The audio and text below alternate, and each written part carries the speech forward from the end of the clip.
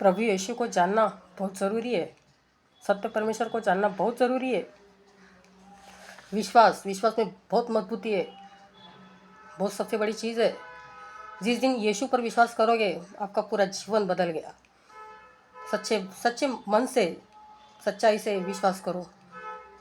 जिस दिन यीशु को विश्वास करोगे आपका जीवन परिवर्तन, पवित्र आत्मा आपके ऊपर आएगा। पवित्र आत्मा आपके मतलब जरिए काम करेगा, आपके अंदर आएगा, वो काम करेगा।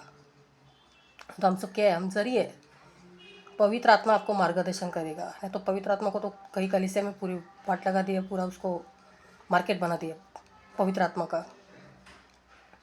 विश्वास तो करना है प्रभु यीशु का, और क्या करना है। थोड़ी अपने को हार माल चढ़ाना है, बार बार पानी में डुबकी लगाना है ना, या कहीं पर्वत में जाके तपस्या करनी है। सिर्फ यीशु पर विश्वास करना है। विश्वास करना ही सबसे बड़ी चीज़ है, क्योंकि विश्वास में ताकत है। विश्वास में बहुत ताकत है। एक बार यीशु पर विश्वास तो करके देखो, वचन में बढ़ते देखो यीशु आपके जीवन में कैसा आएगा। आपका पूरा जीवन बदल देगा, जैसा मेरा जीवन बदला है। मैं अभी पाप से दूर हूँ, फिर भी कंट्रोल कर रही हूँ, क्योंकि शैतान तो मेरे को भटका देने की कोशिश बहुत करता है। ऐसा नहीं कि यीशु में आए तो सब कुछ सही, नहीं, यीशु में आए तो सब कुछ सही नहीं।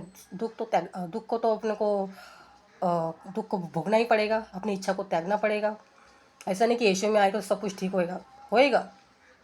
उतना दुख आपको सहना पड़ेगा, अपनी इच्छा को त्यागना होगा, क्रूस उठाना पड़ेगा।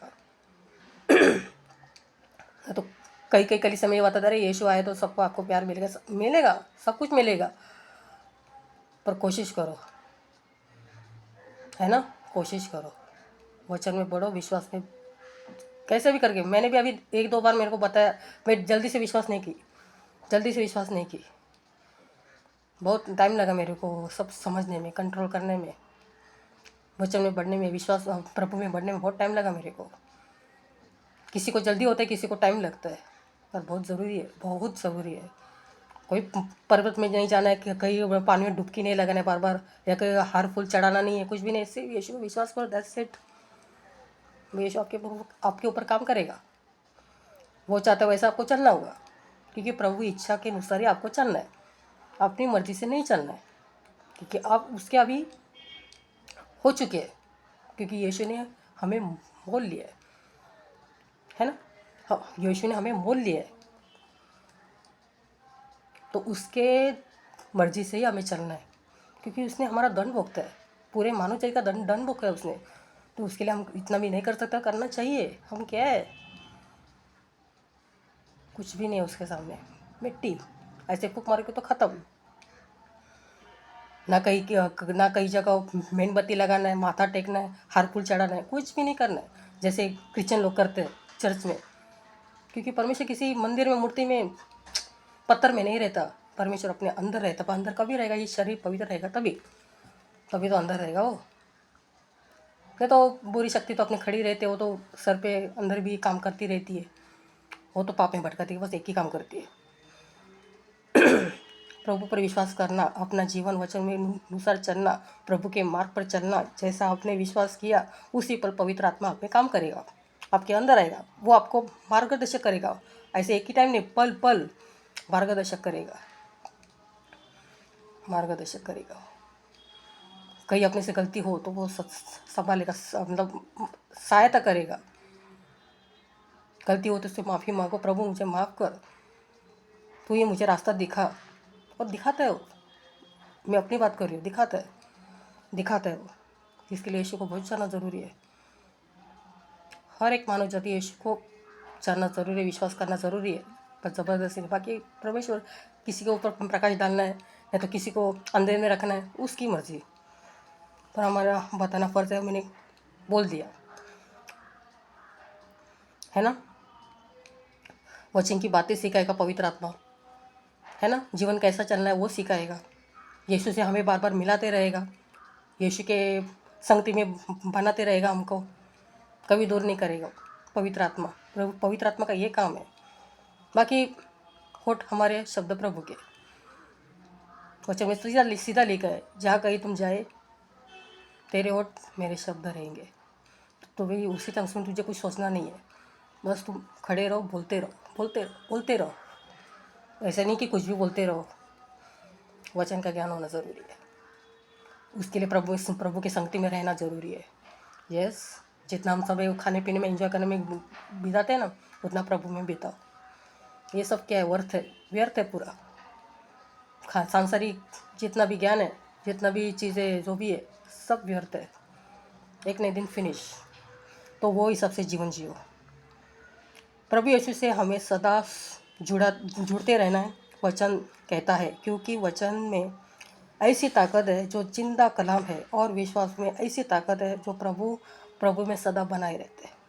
विश्वास ऐसी बात है, विश्वास को ऐसे हल्के में मत लो, उसको खो ना दो, क्योंकि विश्वास खो भी सकता है। अगर बार बार पाप करते रहेंगे तो उद्धार विश्वास खो सकता है। ये भी बात बोलती हूँ मैं आपको। सिर्फ यीशु को विश्वास करने से उसको संभाल के रखना है, विश्वास में मजबूत होना है, वचन में पढ़ना है, ना तो उद्धार हो सकता है। शैतान तो खड़ा ही रहता है, वो नहीं चाहता है कि कोई यीशु में बड़े करके, वो नहीं चाहता है। तो विश्वास नहीं खोना है, विश्वास बहुत सबसे बड़ी कीमत ही है। ऐसा किसी को नहीं मिलता है विश्वास। ये ऐसा जो मिला है, जिससे को मिला है, संभल के रखे, प्रभु में बने रहे, वचन में सदा बढ़ते रहे। मैंने तो अपना बताना फ़र्ज़ किया, कि मेरा फ़र्ज़ है। प्रभु मुझे बताएगा, कि मुझे पूछेगा कि इसलिए तो मुझे चुना है, थोड़े टाइम पास के लिए चुना है मुझे। जो मेरा दिन भर का जो काम रहता है, मैं करके अपना ये काम करती हूँ, समय निकाल के करना ही चाहिए। नहीं तो ये सब बाकी सब काम कुछ भी नहीं, व्यर्थ है। एक एक दिन अपना बहुत इम्पोर्टेंट है। एक एक दिन सुबह अपने को उठाता है, धन्यवाद करो प्रभु का। दिन भर से हम क्या क्या चलता है, हमारे आँख से, मुँह से, कान से, दिमाग से जितना भी होता है, गलती हो कि अच्छा हो तो धन्यवाद करो, गलती हो तो माफ़ी मांगो। यस, सोने से पहले माफ़ी मांगो, फिर वापस सुबह उठाएगा, नया दिन दिखाएगा, धन्यवाद करो। हर पल धन्यवाद करना ज़रूरी है। वही चलाते हैं ना हमको सबको, क्योंकि पूरा विश्व उसके कंट्रोल में है। उसको जानना बहुत ज़रूरी है। सत्य परमेश्वर की जानकारी बहुत ज़रूरी है, बहुत ज़रूरी है सबको, आने वाली पीढ़ी को भी बहुत ज़रूरी है। तो शैतान तो ताकता रहता है, वो तो फाड़ खाएगा, वही मतलब पाप में डालेगा। और पूरी दुनिया पाप में डूबी हुई है, पूरी दुनिया पाप में डूबी हुई है। जिधर देखो कुछ ना कुछ तो परमेश्वर का क्रोध आता है। परमेश्वर का क्रोध आएगा ही, क्योंकि परमेश्वर को क्रोध मत दिलाओ। जैसा कोरोना में क्रोध दिलाया था प्रभु ने, क्रोध ही था परमेश्वर का। कोरोना में कैसे लोग थे, सब अपने घर में चुपचाप बैठे थे। जब बंद था तभी, जैसा खुला तो सब पाप करने खुले हो गए, है ना। पाप करने के लिए खुले हो गए, चलो ओपन हो गया, चलो पाप करते रहो, चलो घूमते रहो, है ना, इंजॉय करते रहो। अगर बंद था तो सब चुपचाप। तो कहीं ना कहीं वैसा क्रोध निकलता ही रहता है परमेश्वर का। कहीं बाढ़ आती है, कहीं तूफान आता है, कभी कुछ एक्सीडेंट होता है, कुछ या कुछ गिरता है, या कुछ सुनामी आती है, ऐसा कुछ ना कुछ होता ही रहता है ना। परमेश्वर का क्रोध है, तो परमेश्वर पाप को बर्दाश्त नहीं कर पाएगा। आगे तो और कुछ बहुत कुछ होने वाला है। ये तो कोरोना में बोलती कुछ भी नहीं है, कोरोना के आगे तो और बहुत पीड़ा संकट आने वाला है। ये तो कुछ भी नहीं मैं बोलती हूँ, कचरा है ये। कोरोना तो कचरा में बोलूँगी, इससे भी बड़ी विपत्ति आएगी, तब क्या करोगे। तो उसके लिए वचन में खड़ा रहना चाहिए ना, मजबूत होना चाहिए ना, प्रभु में विश्वास करके उसके सदा संगति में रहना चाहिए ना। वही संभालेगा, और कौन संभालेगा। वचन में तो सीधा लिखा है, जब उसका दिन आएगा ना, ऐसे लोग पूरी मानव जाति तितर बितर हो जाएंगे, तितर बितर। तब क्या करोगे, अरे इधर भागोगे उधर भागो, ऐसा दिन आएगा। जब वो आएगा तभी उसकी एंट्री होएगा ना, पूरी दुनिया तितर बितर हो जाएगी। यीशु को हल्के मत लो, यीशु को हल्के में मत लो भाई। मैं आज किधर किधर बाहर भी सुसमाचार करती हूँ, फ़ोन के मार्फत भी करती हूँ। बाहर जाके तो पूरी दुनिया पाप में डूबी हुई है। देख देख के मुझे कभी रोना भी आता है, कभी गुस्सा भी आता है। वो सब उसके ऊपर है ना, प्रभु देख ला। पर मेरा फ़र्ज़ है, मैं लोगों को जाके बताती हूँ। जिसको सुने सुने, जिसको नहीं सुने छोड़ दे, पर मेरा बताना फ़र्ज़ है। जो मुझे प्रभु ने बुद्धि दी है, ज्ञान बुद्धि दी है, वो मैं मुफ्त में दूँगी, है ना। मुझे मुफ्त में दिया तो मुझे भी फ़र्ज़ है कि मैं मुफ्त में दूँ। जिसको सुने सुने, जिसको नहीं सुने छोड़ दे। किसी ऊपर ज़बरदस्ती नहीं, क्योंकि प्रभु ने किसी पर ज़बरदस्ती की। प्रभु को पहले मालूम कौन सुनेगा कौन नहीं सुनेगा। क्योंकि प्रभु ने मुझे पाप से छुड़ाया, मेरा जीवन परिवर्तन किया, तो मेरा भी फ़र्ज़ है मैं हर किसी का जीवन मतलब आत्मा बचाऊँ। बाकी प्रभु संभाल लेगा, किसका आत्मा बचाना है वो सब। मैं तो एक ज़रिया हूँ, मैं ज़रिया हूँ, मैं कुछ भी नहीं। अगर कोई गलत करे तो उसको मेरा बताना फ़र्ज़ है, मेरा बताना फ़र्ज़ है। भाई सुनेगा तो ठीक है, नहीं सुना छोड़ दो, तो प्रभु देख लेगा। तो मेरा बताना फ़र्ज़ है, एक बार तो बताना फ़र्ज़ है कि हर किसी को भी, मुझे ही नहीं हर किसी को, अगर सामने कुछ गलत हो रहा है, मसीहत में हो या अविश्वासी में भी हो, पर बताना फ़र्ज़ है। सत्य परमेश्वर की जानकारी देना फ़र्ज़ है। मैं मसीहत की बात कर रही हूँ, हर विश्वासी की बात कर रही हूँ कि वो लोग ने ऐसा फ़र्ज़ का खड़ा होना चाहिए प्रभु के लिए। प्रभु के लिए खड़ा होना बहुत ज़रूरी है।